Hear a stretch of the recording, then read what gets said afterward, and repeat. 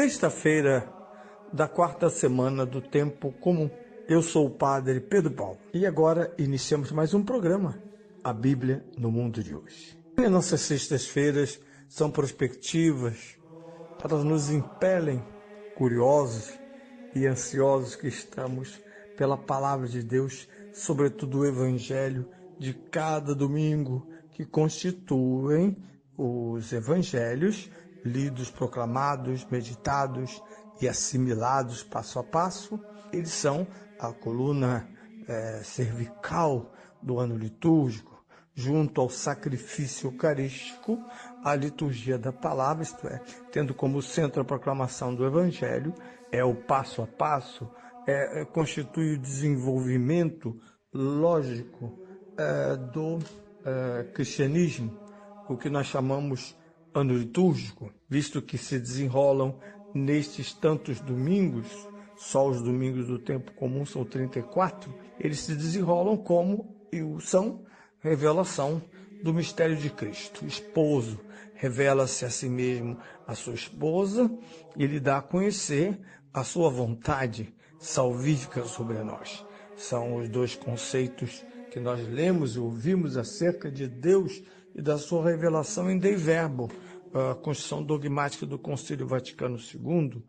Deus se autorrevela e, segundo, comunica para a nossa salvação, sábio, benevolente, e comunica-nos a sua própria vontade.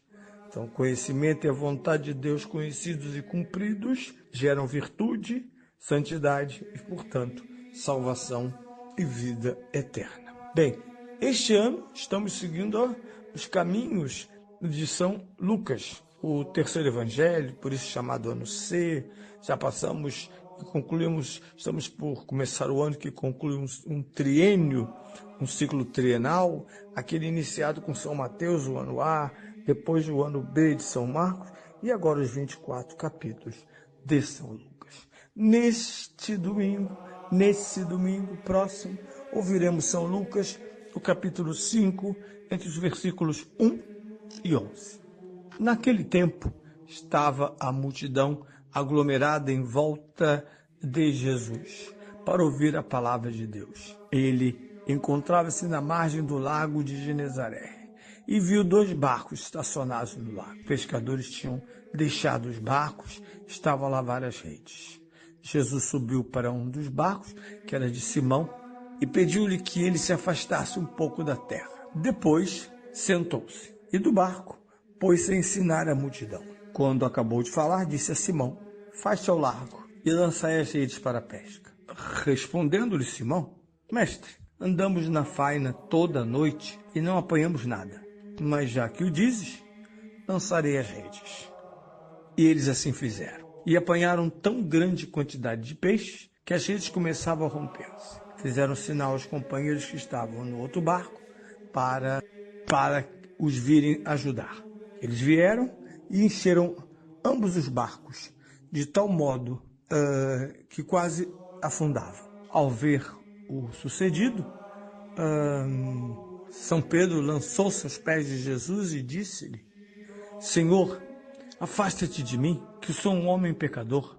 Na verdade, o temor tinha se apoderado dele e de todos os seus companheiros por causa da pesca realizada. Isto mesmo sucedeu a Tiago e a João, filho de Zebedeu, que eram companheiros de Simão. Jesus disse a Simão: "Não temas, daqui em diante serás pescador de homens." Tendo conduzido os barcos para a terra, eles desceram, eles deixaram tudo e seguiram Jesus. O relato de São Lucas corresponde àquele dos 3 evangelhos. É um evangelho central, a vocação dos primeiros apóstolos pescadores, grupo originário da Galileia. Enquanto São Marcos, no ano passado, apresentou-nos um relato muito simples, muito sucinto, essencial, passou, viu-os, chamou-os, eles deixaram tudo e o seguiram, começando por Pedro e André. Depois Tiago e João fazem o mesmo, deixam os barcos e vão atrás de Jesus. Hoje temos um contexto mais amplo. São Lucas descreve primeiro uma outra narrativa e a insere e insere a narrativa vocacional exatamente dentro desta narrativa vocacional. Então comecemos do início, já que estamos começando já que iniciamos a meditação deste evangelho. Primeiro, São Lucas e os outros evangelhos, São Mateus e São Marcos, descrevem o dia a dia de Jesus. Interessante, Jesus, apesar de ser a fonte dos monges, porque era um homem de muita oração e silêncio e recolhimento, de solidão, ele também era, sem dúvida nenhuma, o mestre dos pastores. A inspiração deste imenso e, às vezes, não reconhecido clero diocesano. Às vezes eu fico ouvindo a história da igreja, ela é feita de monges. Como assim?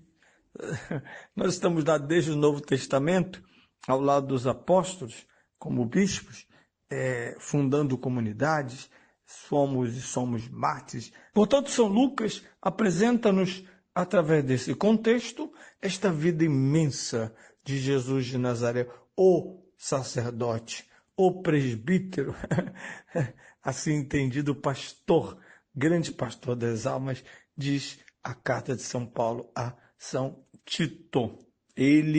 Onde ele está, lá estão uma multidão aglomerada e a palavra de Deus.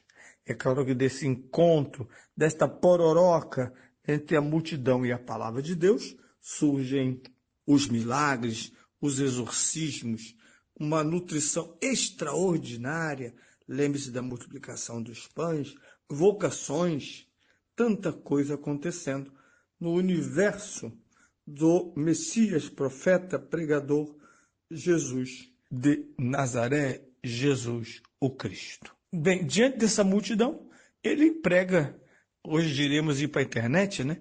Ele emprega um meio tradicional que está à sua disposição, mas que serão agora úteis para ser o palco, o púlpito, o barco como púlpito de Jesus. É uma imagem lindíssima, aglomera-se a tantas outras, em que o barco é esse instrumento do encontro de Cristo com seus apóstolos. Como os primeiros eram pescadores, o barco tornou-se o dia a dia, a ferramenta de locomoção dos apóstolos e de Jesus, lugares em que, no cair da tarde, quantas vezes, entre um peixe e outro frito, Jesus ensinava, e, sobretudo, um espaço de afeto entre o Messias e esses homens que hoje todos se declaram, e o somos, pecadores. Afasta-te de mim, sou um pecador. Pois é exatamente o barco que reúne os pecadores ao Messias. É uma imagem que a gente tem sempre que guardar, porque quantas vezes a nossa fé vai se tornando indiferente, distante. Jesus vira uma ideia. Eu vejo quando as pessoas entram na igreja interessadas em falar com alguém, ou porque vieram tocar, ou porque são ministros da comunhão, sempre motivos humanos quaisquer. Veio marcar uma missa, e ela entra na igreja como se Cristo fosse absolutamente secundário. Hoje as pessoas, talvez por uma questão de disposição física, elas fazem horrores nas academias, com aquelas cordas, aquelas bolas, mas na igreja são todas têm artrose.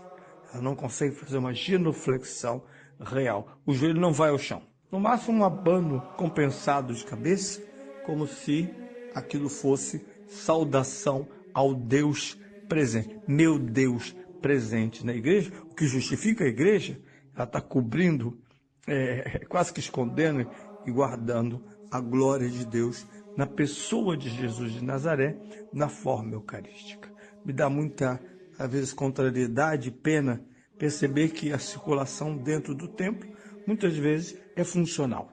E agora com tanta criança, que maravilha, mas parece que de templo vira play. E muitos pais não percebem que estão fazendo da igreja um play, e não aquele lugar em que o sacrifício da missa está ocorrendo. Temos que ter muita atenção com isso. Temos que estar alertas. Uma das funções dos ministros da comunhão não é somente distribuir comunhão, além de 1000 outras funções que eles deram, enfim. Mas é também manter o clima eucarístico na igreja. Quantas vezes chego numa igreja barulhenta e eu vou atrás dos ministros. Digo, minha senhora, reza um texto, reza uma Maria, faça alguma coisa para esse povo se calar. E tomar consciência de onde está. Ali não é um teatro em que se espera um espetáculo de pernas cruzadas e batendo papo, como às vezes encontramos nas nossas igrejas. Voltando ao Evangelho, esses barcos, então, agora estão sendo colocados à disposição da pregação de Jesus. E São Lucas, que é um grande narrador, traz detalhes interessantes. Esses barcos, na verdade, tinham escrito que o negócio fechou. Já estavam lavando redes. Lavar redes significa que o trabalho de pescaria acabara naquele dia. Nós sabemos que a pescaria, como vai descrever São Pedro, ela é muito variável, isto é, não existe assim, eu vou sair e apanhar tantas quantidades ou tantos quilos de peixe. Não sei, tem época, tem situações, tem, enfim. Às vezes se volta, como São Pedro declarará, de mãos vazias, após uma noite, madrugada inteiras a trabalhar pela pesca de peixes, pelo alimento e pela venda desse produto nas vilas de pescadores. Jesus então ocupa simplesmente uma barca estacionada, com seu trabalho terminado, com seu cansaço concluído. Esses pescadores já concluíram o seu dia e agora Jesus vai se aproveitar da sua barca para continuar pregando ou começar a pregar o reino de Deus. Da barca, Jesus eleva a voz e chega até o coração dos que o escutam. Estamos no início, na primeira parte desse evangelho, a cena da pregação dos barcos que estão ali à disposição da limpeza e da preparação para um outro dia de trabalho. E aqui começa uma segunda parte. Imaginem que as câmeras estavam voltadas de Jesus para a multidão, na margem do lago de Genezaré.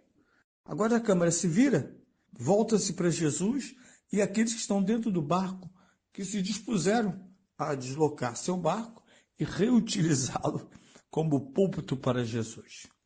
Jesus olha para um deles, e no fundo está falando com todos, e dá uma ordem, simplesmente do nada. Faixa ao largo e lança as redes para pescar. Primeiro, só vejo imperativos. Jesus tem uma autoridade que não precisa pedir nem se informar. O que vocês acham? Hoje está muito na moda a gente ter que usar uma linguagem assim, muito consultiva, né? Você não pode hoje, as pessoas têm uma sensibilidade negativa quando usamos alguns imperativos, né?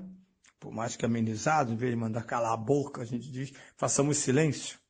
Mas é uma ordem, não é um conselho, né? Diante do pecado, nunca se consultou tantos pecadores como se eles tivessem, de uma forma ou de outra, o papel de escolher entre o pecado e a graça. Não existe isso. Por isso, Jesus, e assim termino, ele dá uma ordem. Ele diz, simplesmente, lançai as redes, faça-te ao largo e lançai as redes